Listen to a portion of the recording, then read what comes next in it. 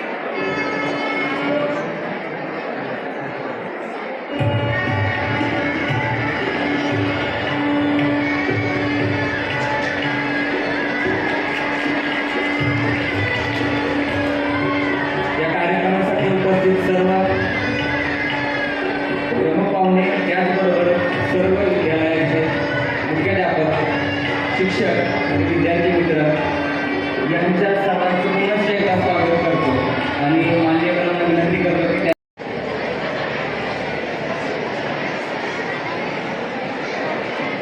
आता आलेल्या विद्यार्थ्यांनी सरळ पुढे यायचंय. पुढील काही चेअर्स खाली आहेत.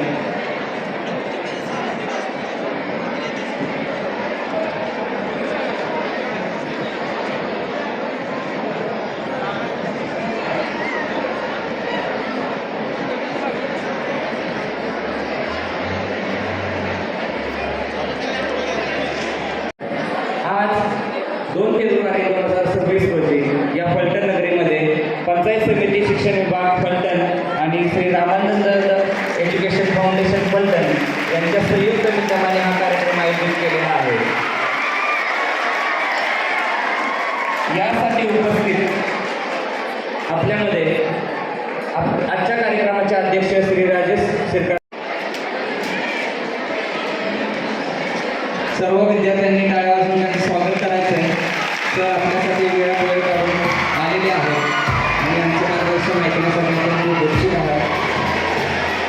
यानंतर श्री जितेंद्र सावंगे साहेब, प्राचार्य, जिल्हा शिक्षण आणि प्रशिक्षण संस्था कोल्हापूर यांचाही या ठिकाणी सन्मान करण्यात येत आहे. तरी मी त्यांना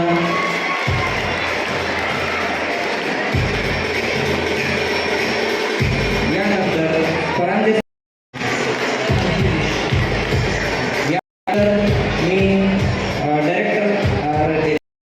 राहिलेले आहेत त्यांचा सत्कार या ठिकाणी करण्यात येत आहे. तो त्यांनी स्वीकार करावा. यानंतर मुदोजी हायस्कूल फलटण घेतल्यानंतर हा आवाज झाला. यावरून कळते की हे प्रिन्सिपल किती त्यांच्यासाठी प्रिय आहे. विद्यालय फलटण, ब्रिलियंट अकॅडमी फलटण समोर येतील प्लीज.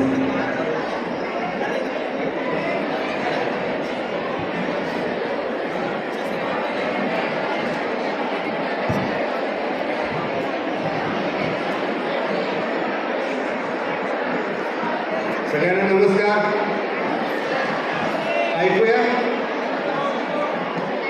चला. तुमचा आवाज थांबला तर माझा आवाज सुरू होईल. एकदम आवाज कमी. या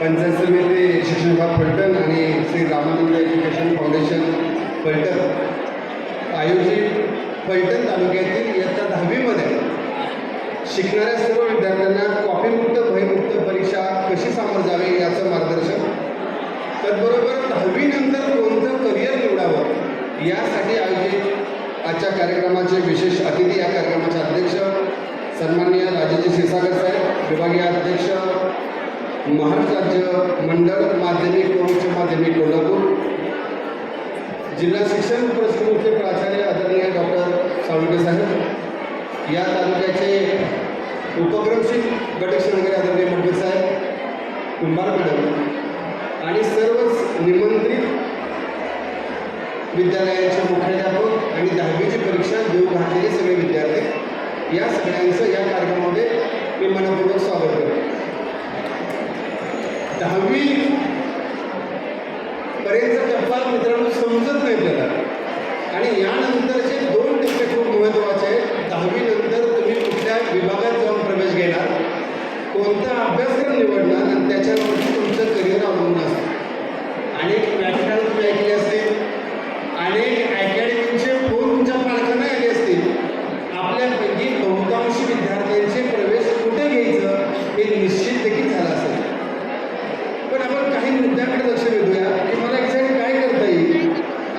कोणकोणत्या बाबींचा विचार करून जर मी हा निर्णय घेतला तर मला काय जमू शकतं. 10वी नंतर साधारणतः एक 6 प्रकारे आपलं करिअर सुरू करता येतं. त्यातला पहिला टप्पा आहे, त्याला आपण 10+2 म्हणतो, की साधारणपणे 11वी-12वीमध्ये मला प्रवेश घेता येतो. त्याच्यामध्ये पुन्हा 3 शाखा आहेत. मला कला शाखेत प्रवेश घेता येतो, मला वाणिज्य शाखेमध्ये प्रवेश घेता येतो, मला विज्ञान शाखेमध्ये प्रवेश घेता येतो. सभागृहातले सगळे चेहरे बघितले आणि ज्या पद्धतीनं आम्ही शाळा बघतोय, शाळेचे प्रवेश बघतोय, तर आता कला शाखेकडे कोणी जायला तयार नसतंय. सगळ्यांचा आग्रह हा विज्ञान शाखेला असतो. त्याचं आणखी एक कारण आहे की 10वीच्या परीक्षेमध्ये कदाचित तुम्ही केलेला आधीचा अभ्यास आणि प्रात्यक्षिक गुणांच्यामुळं 10वीची टक्केवारी अधिक पडलेली असते आणि पालकांना असं वाटतं की 80% मार्क आहेत, 90% मार्क आहेत, 95% मार्क आहेत, मला त्या शाखेमध्ये जायचं आहे. इथं मला तुम्हाला एक गोष्ट सुचवायची की हा सगळा प्रवेश घेताना 2 गोष्टी पाहिल्या. आत्ता जो तुम्ही वर्गात करताना ती गोष्ट करिअर करताना करू नका.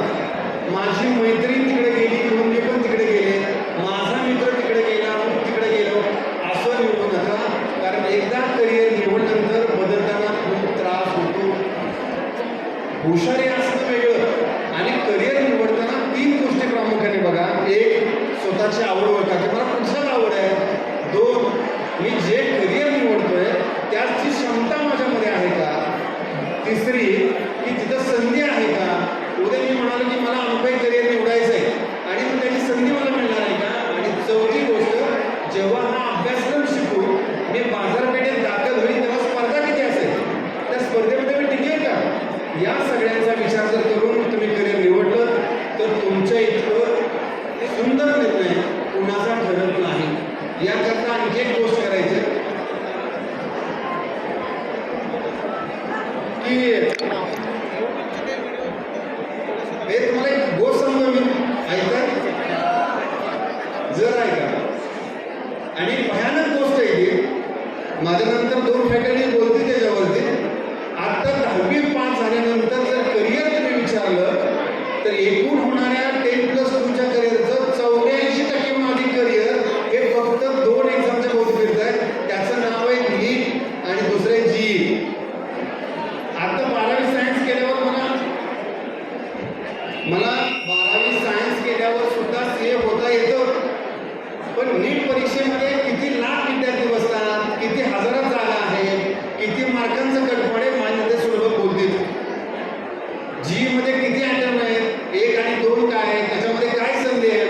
आणि म्हणून मी तुम्हाला सांगतो की ही गोष्ट स्वतः करता आहे का शेजाऱ्याकरता नको. सरांनी मला नेलं म्हणून मी मेळाव्यात गेलो, मित्र पुढे बसला होता म्हणून मी बोलत बसलो. ही गोष्ट तशी नाही. आई वडिलांचं काय काम आहे, ज्या अभ्यासक्रमाची निवड तुम्ही करा त्याची फी भरणं, तुम्हाला डबा देणं, हॉस्टेल देणं त्यांचं काम आहे. पण करिअर निवडताना जर चुकलात ना तर पुन्हा पसरवून काहीही होत नाही. आणि साधे करिअर तुम्हाला जे वाटतात त्यातलं कामगिरीकडे आपण परत जाऊ. जसं मी आता 10वी-12वीचं करिअर म्हणतो तसं दुसरं आणखी एक करिअर आहे की त्याच्यामध्ये तुम्हाला डिप्लोमा करता येतो. तुम्हाला थेट डिप्लोमाला जाता येतं. डिप्लोमाचे अनेक अभ्यासक्रम आहेत.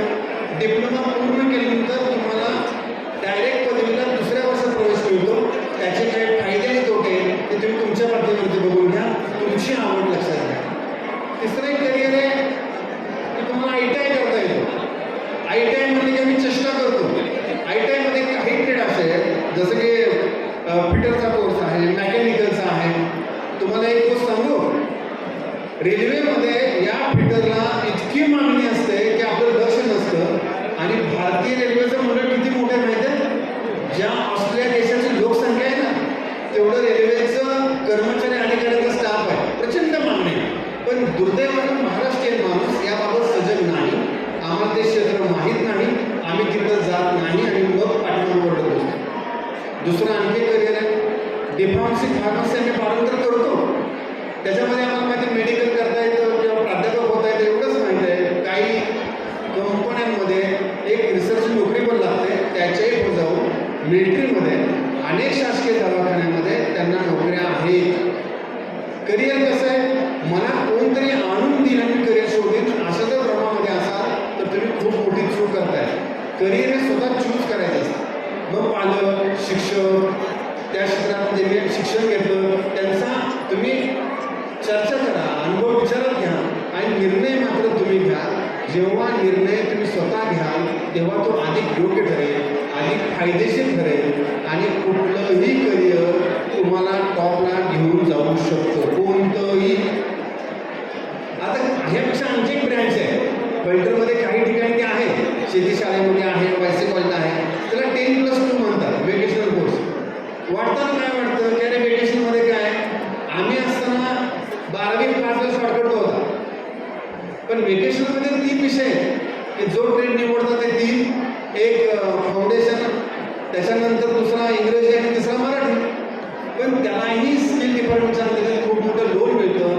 तुम्ही tours and travels, electronics, automobile, civil, dairy diploma अशा अनेक कोर्स करू शकतो. आणखी एक नवीन क्षेत्र येत आहे नवीन मित्रांनो, तुमचा व्हॉट्सअपचा वापर थोडा थांबवून जर तुम्ही यूट्यूबवरती काय आतुराई चॅनल बघितले तर तुम्हाला असं कळेल की AI सारखं नवीन क्षेत्र येत आहे.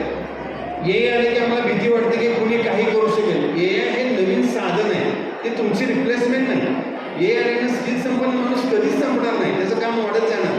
मी जेव्हा 10वीत होतो ना तेव्हा नव्यानं सॉफ्टवेअर येत होते आणि मग कपड्याच्या दुकानात गेल्यावर, दवाखान्यात गेल्यावर बिलं पण कुठे तिकडच्या लोकांना कौतुक वाटायचं आणि मग म्हणायचं का ग्राहक लोक राहणार नाही, टायपिंगचा काय उपयोग नाही. तसं काहीही घडलं नाही, त्याचा वापर वाढतच गेला. म्हणून करिअर निवडताना मी पुन्हा सांगतोय की माझा मित्र तिकडे गेला म्हणून मी गेलो. मला खरं सायन्स जायचं होतं, पण मित्र मला चल ITIला जाऊ, मी ITIला गेलो. मित्र मला जायचं कला शाखेला आणि मित्र गेला सायन्सला, गावात कोणच बरोबर नाही मी गेलो, तर तुमचा निर्णय चुकवू शकतो. दुसरी आणखी गोष्ट,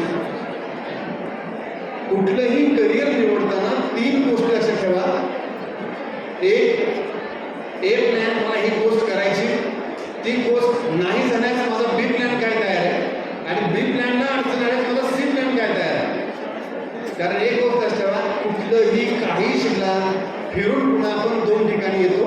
एक तर मला नोकरी करावी लागते किंवा मला व्यवसाय करावा लागतो. आणि जे मगाशी मी उल्लेख केला तसं तुमची आवड, तुमच्या क्षमता, तिथं असणारी संधी, या सगळ्यांचा विचार करून जर तुम्ही करिअर निवडलं तर तुम्ही अधिक योग्य दिशेने जाल. नाहीतर काय होणार आहे, तुम्ही ज्या वाकावरती बसलाय त्या वाकावरती आता कोणतरी बसलाय, पुढच्या वर्षी अजून कोणतरी बसणार आहे, 11ला प्रवेश होणार आहे, ते बाहेर चालला.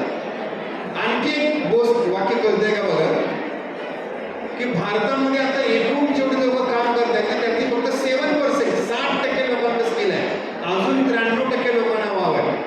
आपण म्हणतो डॉक्टर स्कूल झाले, इंजिनियर स्कूल झाले, डिप्लोमा स्कूल झाले, नोकऱ्या 100%, आपल्याकडे ते स्किल नाही. डिग्री असणं वेगळं आणि त्या डिग्रीच्या अनुषंगाने प्रॅक्टिकल नॉलेज असणं वेगळं, ही गोष्ट स्किलसाठी खूप महत्त्वाची. आणखी एक गोष्ट काय की फूड इंडस्ट्री खूप गतीने वाढते मित्रांनो. तुम्ही फूड इंडस्ट्रीवरती काम केले का बघा, न्यूट्रिशनची अकॅडमी वाढते, तिकडे तुमचं लक्ष आहे का बघा. आणि दिवस आरोग्याविषयीचा अवेअरनेस खूप वाढतोय. या बाबीमध्ये तुम्हाला खूप संधी आहे आणि सगळ्यात सुंदर आणि सगळ्यात 5-10 वर्षात टॉपचं क्षेत्र असणार आहे, त्याचं नाव आहे ॲग्रिकल्चर. ॲग्रिकल्चरचा अर्थच आम्हाला कळला नाही. ॲग्रीचा अर्थ आहे, ॲग्री म्हणजे शेती आणि कल्चर अर्थ आहे संस्कृती. पुन्हा विषमुक्त भाजी मिळणारच नाही, विषमुक्त डाळ मिळणारच नाही, विषमुक्त फळं मिळणारच नाही. बाजारामध्ये गेला तर तुम्ही अनेकदा वाचलंय किंवा ती तुमच्यावर जबाबदारी नाही, तुमचे पालक आणतायत करतायत म्हणून तुम्हाला वाटत नाही. पण पुन्हा एक स्टेज अशी की 100% रिड्युसिंग फ्री असणाऱ्या भाज्या, 100% रिड्युसिंग फ्री असणारी फळं मिळणं म्हणजे खूप प्रतिष्ठेची गोष्ट होईल. त्याच्या अनुषंगाने आणखी एक गोष्ट आहे की ज्या गतीनं शहरं वाढत आहेत, ज्या गतीनं संधी वाढत आहे, MIDC वाढत आहे, या अनुषंगानं काही फूड इंडस्ट्री डेव्हलप होत आणि म्हणून फूड प्रोसेसिंगला पण खूप मोठा स्कोप आहे. आपल्याकडं बाहेरच्या कंपनीने आम्हाला आपलं मटेरियल घेऊन जातात, ते जर आपल्याच लोकांनी केलं तर तिथं लाखात नव्हे कोटीमध्ये संधी आहे. एक विषय इतकाच की सुरुवात तुम्ही केलं. आपल्या फलटणमध्ये अशा खूप कंपन्या आहेत, जर त्यांची तुम्ही माहिती घेतली तर खूप स्कोप त्याच्यामध्ये आहे. फळभाज्यांमध्ये, मार्केटमध्ये आता एक नव्यानं जग बदलतं मित्रांनो. हे विशिष्ट संधी नव्हती. आता एक्सपोर्ट आणि इम्पोर्टचे एक नवीन खिडकी उभी राहते. तुमच्यासारख्या मुलाचं उत्तम इंग्रजी शिकलं, उत्तम कम्युनिकेशन केलं, या रील्स बघण्यापेक्षा जर चांगल्याकडे याचा वापर केला तर तुम्ही फक्त आणि फक्त बुद्धिमत्ता, तुमची कॉन्सेप्ट किती क्लिअर आहे त्याच्यावरती तुम्ही नवीन क्षेत्र मिळवू शकता. आमती फलटणमधल्या कुठल्याही कॉलनीत बसून 10 बाय 10च्या रूममध्ये तुम्ही काम चालू करू शकता. पेटीएम कंपनी कुणी काढली जर तुम्ही पेमेंट करता माहिती घ्या. 10 बाय 10च्या रूममध्ये सुरू झाली कंपनी. झोमॅटो कोणी सुरू केलाय? काहीच नाही झोमॅटोचं. अशा अनेक बिझनेस करणारी तुमच्या वयाची मुलं आहेत की ज्यांनी काहीच मंडळ लावलं फक्त डोकं लावलंय. कम्प्युटरला व्हायरस येऊ नये म्हणून अँटीला बांधणारी जे पोरगा होता 10वी पास झाला मुलगा होता. त्यांना रिलायन्सचा डाटा हँग करून दाखवला 10 मिनिटात आणि रिलायन्स कंपनी त्याला बरोबर घेतलं. अशा अनेक गोष्टी आहेत. डेंटल केअर नावाची कंपनी घरी गेल्यावर सर्च करा. आधी तर नको. डेंटल केअर नावाची कंपनी काय? एका डेंटिस्ट डॉक्टरच्या हाताखाली ज्याला आपण कंपाऊंडर म्हणतो, सहाय्यक म्हणून म्हणतो, मुलगा काम करत होता. त्याला असं कळलं की डॉक्टरला ते काम करताना खूप वेळ लागतोय. तो मदतनीस म्हणून काम करायला लागला. त्यानं त्याच्यावरती स्किल मिळवलं. आज देशातली सगळ्यात टॉपची कंपनी त्या मुलाची आहे. तुम्ही जाते तर एक कंपनीचं नाव ऐकता थायरो केअर नावाचे. एक ब्लड सॅम्पल घेतात आणि तुम्हाला जवळजवळ 200, 250, 300 प्रकारचे सॅम्पलिंग करवतात. थायरो केअर कंपनी सामान्य बुद्धिमत्तेच्या मुलांना असामान्य प्रयत्न करून मिळवली. आज थायरो केअरची एकच लॅब आहे महाराष्ट्रामध्ये, बॉम्बे, आणि तुम्हाला काउंट माहिती आहे रोज 3.5 लाखांपेक्षा अधिक टेस्ट बाहेर पडतात. काय केलं? नवीन रिसर्च, नवीन शोध, नवीन कन्सेप्ट आहे. हे जग आणि हे शिक्षणाचं करिअर किती मोठे आहे तुम्हाला माहिती आहे. तुम्ही ज्या अँगलनं बघता त्या अँगलनं. तुम्हाला जर ते भीदायक वाटलं ते भीदायक आहे. तुम्हाला वाटलं हे करिअर करायला मला संधी आहे तर 100% संधी आहे. शाळेतला बेंच तुम्हाला अकॅडमिक अनुभव देईल, पण शाळेच्या बाहेर जर शाळा पाहिजे असेल ना तर तुम्हाला तुमचं पोटेन्शियल बाहेर काढावं लागेल. 10वी पर्यंत तुम्हाला सगळं सांगितलंय ना की तुम्ही त्या सगळ्या जयंत्या, पुण्यतिथी, भाषण स्पर्धेमध्ये बोललात तुम्ही, या महापुरुषाकडनं हे शिकलो, या समाजसुधारकाकडनं हे शिकलो. हे तुमच्यामध्ये केली पेरणी होती. हे सगळं घेऊन तुम्ही एखादा ठाम निश्चय करावा. तुम्ही त्याच्यावरती काम करावं. मग तुमचं नाव मोठं व्हावं, तुमच्या शाळेचं नाव मोठं व्हावं, तुमच्या करिअरचं नाव मोठं व्हावं. आणि नोकरी देणं आणि नोकरी करणं हे आता अजिबात अवघड नाही तोपर्यंत जोपर्यंत तुमची मानसिकता बदलत नाही. तुमचं जर डोक्यात असेल ना की मी या शहर सोडून जाणार नाही, या शहरापासून 2 किलोमीटरच्या अंतरावर नोकरी करेन, मला अमकंच काम करायचं आहे, त्याला तुम्हाला पूर्ण शुभेच्छा आहे. पण तुमच्या डोक्यामध्ये असेल ना मी गोष्ट करू शकतो. आणखी एक गोष्ट, पाठीमागं या सभागृहात बसलेला प्रत्येक माणूस युनिक आहे. प्रत्येक माणूस वेगळं करू शकतो. एकमेकाची कॉपी करण्यात वेळ वाया घालवू नका. व्यवसाय करणं, धंदा करणं, शेती करणं, हे सगळ्या गोष्टी तुमच्या प्रयत्नात अवलंबून आहेत. एखाद्या कंपनीचा इंडस्ट्रीचा मालक आहे म्हणून तो काय त्याला टेक्निकल नॉलेज सगळं यावं अपेक्षित नाही. त्याचं धाडस आवश्यक आहे. आज तुम्ही जर गुजरातमध्ये गेला तर असे कित्येक हॉस्पिटल्स आहेत की ज्याचे ओनर आहेत ते 10वी 12वी पास आहेत. तुमची विजन क्लिअर आहे. एखाद्या आर्किटेक्ट चांगला प्लॅन देऊ शकतो, बांधणारा गवंडीचा असतो. एखादी मेडिकल कंपनी रिसर्च करणं वेगळं आणि त्याचं ॲप्लाइड होणं वेगळं. तुम्हाला ॲप्लाइडवरती काम करायचं.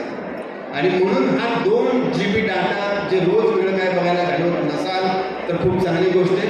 पण परीक्षेनंतर जर तुम्ही घालणार असाल तर तुमच्या करिअरसाठी शोधा. वडिलांशी बोला, पालकांशी बोला, ज्याला माहिती आहे त्याच्याशी बोला. नाहीतर एक सोपा मार्ग आहे, हे करतो का छान, जग कुठं चाललं जीला मी पण जीला, जग कुठं गेलं नीटला मी पण नीटला, तो CA करतो मी पण CA ना, MSCT नावाची परीक्षा आहे मी त्या परीक्षेला. अरे अशी कुठलीच परीक्षा नाही की ज्या परीक्षेमध्ये करिअर नाही, आणि अशी कुठलीच परीक्षा नाही जे करिअर तुमचं एकदम सेफ आहे. तुम्ही MD झाला, MBBS झाला आणि जर तुम्हाला त्या पेशंटशी बोलता आलं नाही, निदान करता आलं नाही, ते करिअर तुम्हाला परत झिरोवर आलं. आणि तुम्ही साधं मेकॅनिकल असाल, तुमच्याकडे चांगली कला असेल, तुम्ही हॉटेल मॅनेजमेंट करू शकता, केटरिंग सारखा व्यवसाय. अशी गोष्टच नाही की जी गोष्ट तुम्ही करत नाही. एकच आपल्या महाराष्ट्रीयन लोकांचा प्रॉब्लेम आहे, आपली सोच आपण बदलत नाही. आपल्यामध्ये मी व्यापार करू शकतो, मी व्यवसाय करू शकतो, मी करार काढू शकतो, याची आपल्याला प्रचंड गोष्ट वाटते. आणखी एक तास जर घेता तर बघा घरी गेल्यावर आपण क्रिकेट खेळाडूंच्यावर चर्चा करत बसतो, राजकीय पुढे चर्चा करत बसतो. एकदा स्वतःच्या करिअरवर चर्चा करून बघा.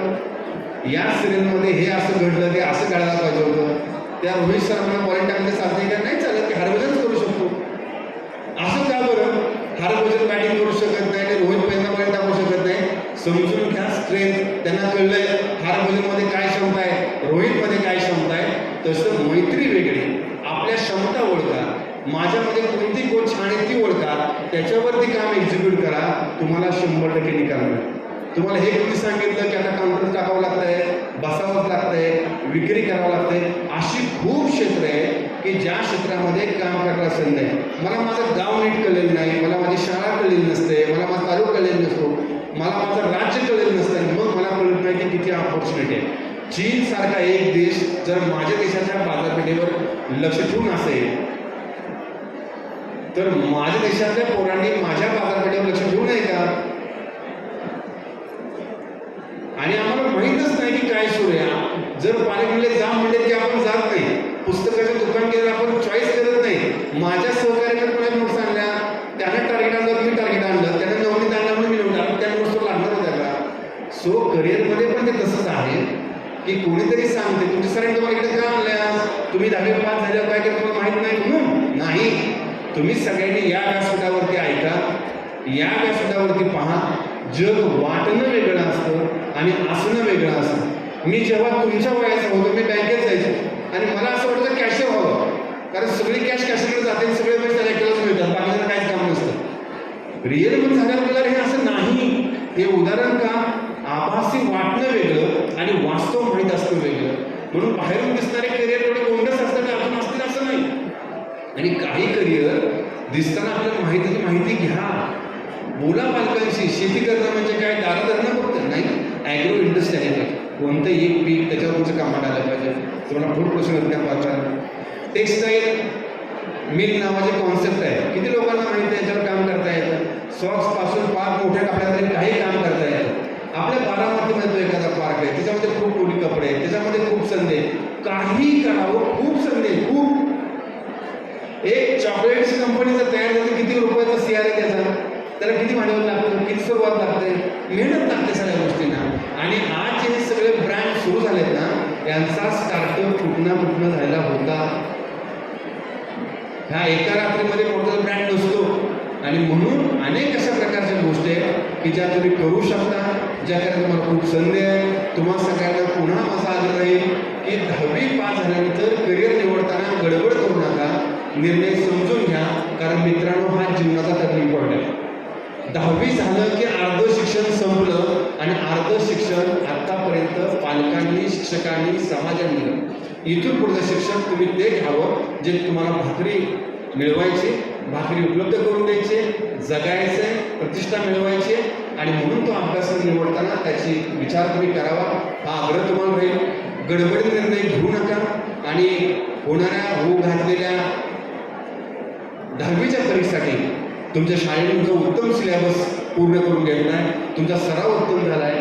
काही शाळा भेटीमध्ये आम्ही जाऊन आलो आहे, 2-2, 3-3 सराव झालेत तुमचे. मुलांच्या मध्ये आत्मविश्वास आहे. त्या सगळ्या परीक्षेकरता मी तुम्हाला अत्यंत मनापासून शुभेच्छा देतो. तुमच्या शाळेचा, तुमचा नावलौकिक वाढावा शुभेच्छा देतो. आणि पुन्हा एकदा सांगतो, करिअर ही स्वतः निवडायची गोष्ट आहे. आपलं करिअर लोकांच्या हवाली करू नका. नाहीतर पालकांना फोन येतो, इथे त्या अकॅडमी आहे, त्या अकॅडमीत प्रवेश घ्या. ते तुम्हाला स्वप्न दाखवतात.